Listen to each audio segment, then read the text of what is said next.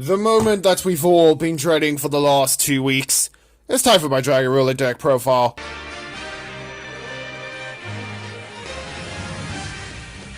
So yes everybody, let's turn the clock back to the good old days of 2013 and relive some of our favourite PTSD moments, such as multiple Draco Sacks hitting the field and their tokens flying left, right and centre, people summoning multiple Dragon Rulers from the deck using the babies, and the best one out of the lot, and I know you all love this bit, it's when your opponent not activate just one, but two, but 3 super rejuvenations at the end phase, so they could draw a gajillion cards. Yes, some of the great moments in Yu-Gi-Oh! Am I right?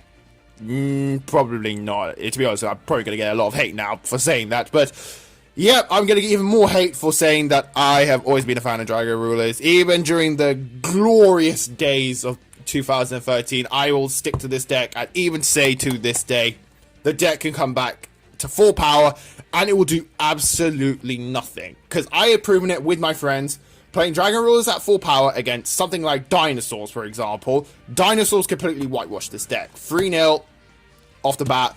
Like, Ultimate Conductor Tyranno pretty much laughed in the face of my Draco Sacks and its tokens because it pretty much attacked everything and sent it all to the graveyard. So Draco Sacks' effect to protect itself doesn't work in a sense. So yeah, and even if I tried to do something, for example, taking his Ultimate Conductor Tyranno or popping something or Veiling something, he just dropped Miscellaneousaurus and I couldn't do anything. Like, that's what I'm saying. This deck can come back to full power and I guarantee you it'll do absolutely nothing. Yes, it's ludicrous what I'm saying right now, but it's the hard truth. I guarantee you, let Kanari put them back to free, and I guarantee you they're not going to do anything at all itself. But anyways, enough of me ranting on about Dragon Rulers and why they should be back at full power.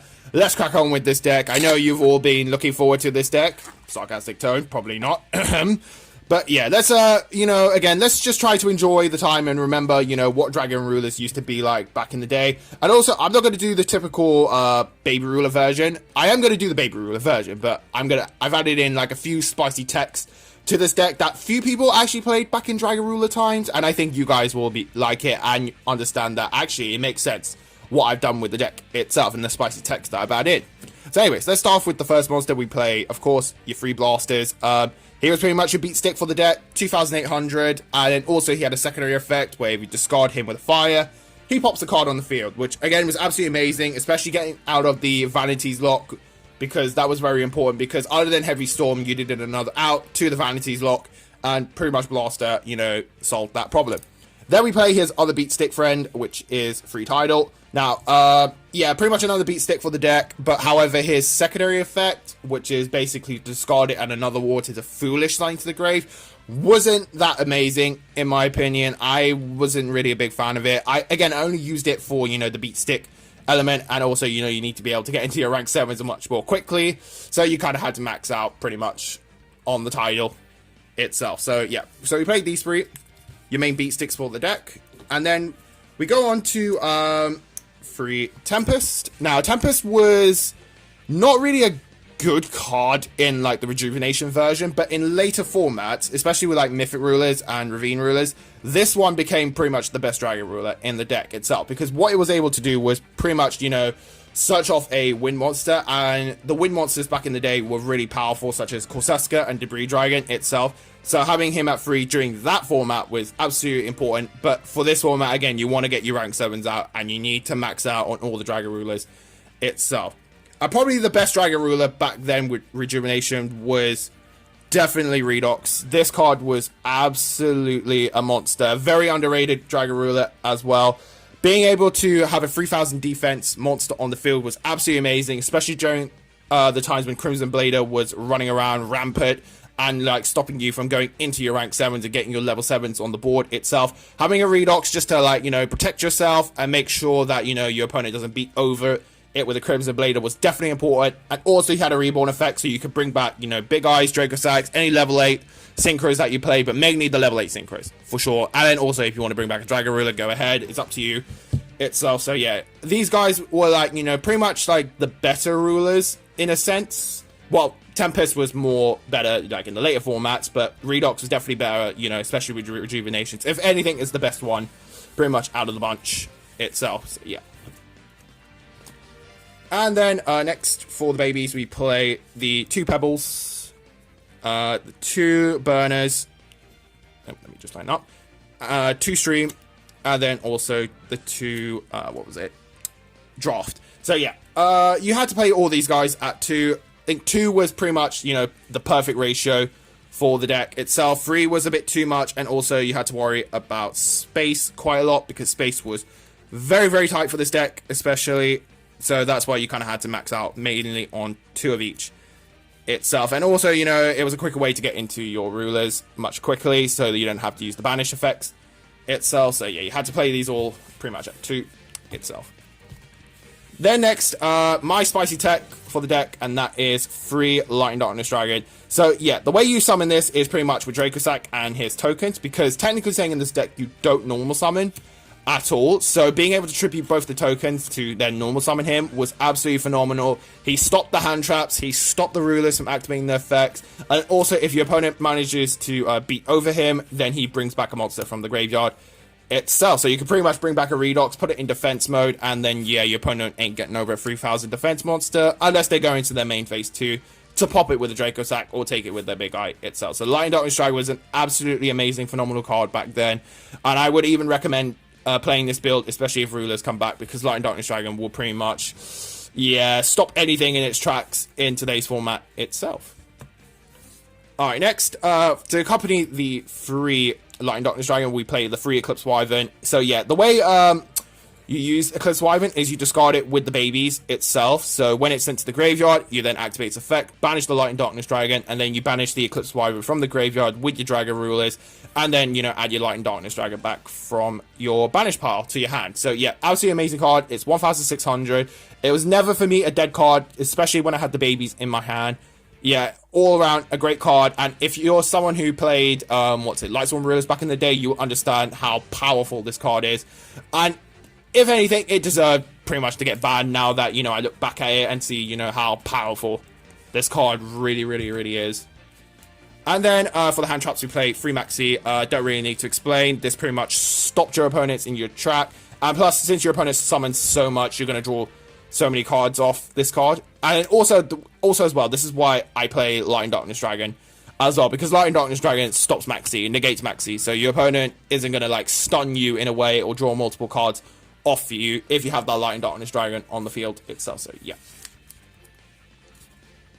Alright, next, we play 2 Veiler. Now, the reason why I play 2 Veiler is because space is very, very tight in this deck itself. I would love to max out on 3 Veiler, but again, space is a bit of an issue, and I like to keep my decks to 40 cards itself, so that's why I had to, you know, run 2 Veiler. It's sad I had to cut it to 2 itself, but Maxi is more powerful than Veiler, especially during this format itself. And then for the spells, everyone's favorite spell card, Sarcastic Toad, probably not. Yeah, Super Rejuvenation, like I mentioned earlier. If you had one, activate it. If you drew into the second one, activate that. If you draw into the third one, activate that. And then you're drawing a cajillion cards. And then, to be honest, even if you draw into 15 cards and send like about 11 to the graveyard, you're mainly sending your bigger Dragon Rulers to the graveyard. And as Lithium always said, especially with this deck, the graveyard is basically your second hand. Yeah, it's just, I don't need to explain. This card is just too OP itself, and I'm even surprised, you know, it came back to 3 itself, especially now. I know not a lot of decks actually use the card, but I'm still shocked to this day it came back itself, because I thought it would stay banned forever.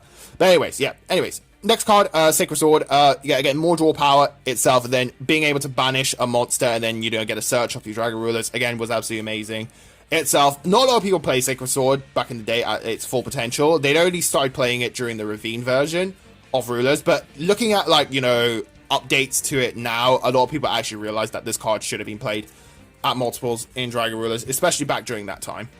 And then finally we played 2 Gold Sark. Yeah, just to pretty much search, banish your Dragon Rulers and then get a search again, which was absolutely amazing itself.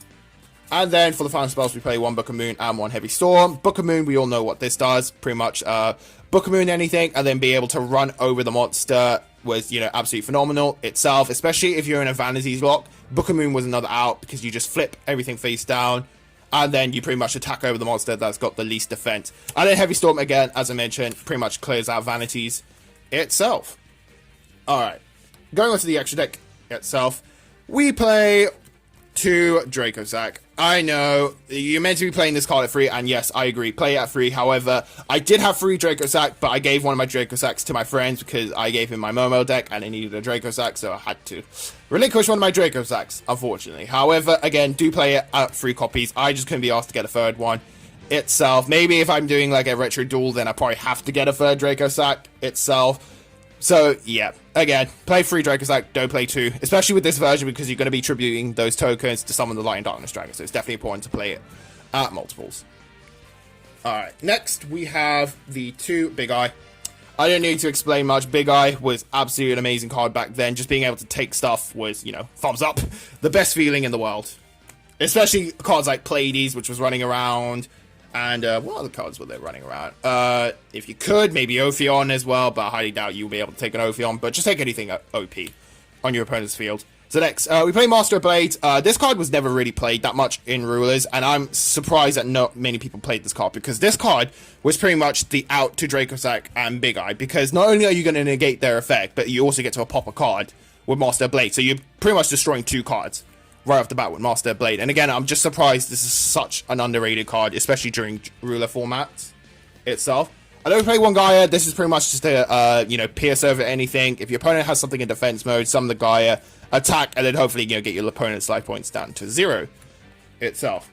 And then for some rank 3s we play Gemini Pearl, Lavalval Chain, and Abyss Dweller. So Gemini Pearl was basically a good card to go into, especially if you're going up against anything that had Fiendish Chain in the deck, because Fiendish Chain was running around rampant at that time. Lavalval Chain just sends something to the graveyard, and Abyss Dweller pretty much stops rulers in the track. Again, you don't really summon these cards that much, but if you have the option to go into a rank 4, you go into one of these, basically, depending on the situation itself. And then for some level 8s, now, I really can't summon the level 8s in this version of Rulers. However, I do side deck the Flamboyant Guard itself, so in a sense, like, you know, they are here as an option itself, in case I need to side deck that Flamboyant Guard in. So yeah, we all know what these cards did. Stardust was an absolutely amazing card. Not many people play Fort Ruler, but I love to play Fort Ruler just to get some life points back and negate any targeting effects. Crimson Blader was the MVP for me back then. Just being able to destroy something and then stop your opponent from summoning level 5 or higher monsters was just absolutely phenomenal, and to this day it remains one of my favorite cards in the whole of Yu-Gi-Oh! Itself. Scrap Dragon, good, again, a nice good pop if you need to pop something problematic on the field. Colossal Fire was a nice good defense monster itself, so your opponent struggled to, like, you know, get through on your life points, and again, just having him there, constantly keeping reviving himself was absolutely amazing, and also you can revive the Crimson Blader as well if you wanted to. So yeah, that's why you pretty much, you know, played these guys. I know I can't really summon them, but again, I just keep them in here if I need to side deck that Flamboyant Guard in. So yeah, that is my Dragon Ruler deck profile. Actually, to be honest, I want to call it instead a Light and Darkness Dragon Ruler deck itself, because yeah, it doesn't really fit into like the typical Rejuvenation version, because again, you're most of the time going to try and get Light and Darkness Dragon onto the field as quickly as you can, so then, you know, you can stop your opponent from doing anything they wanted to do itself. So yeah, again, let me know down in the comment section what you thought about this deck. Definitely, you know, again, subscribe to the channel, like the video itself, and yeah, if you guys want to give this video a dislike, I understand, because, you know, not many people love Dragon Rulers, but again, I love Dragon Rulers myself, so that's why, you know, again, I will still say to this day they should come back to free. But I know, Biased Opinion, really going off the map, but yeah. Anyways, have a great day, guys, and again, do stay safe, especially during these dark times, and I will see you in the next video. Peace out. Woo.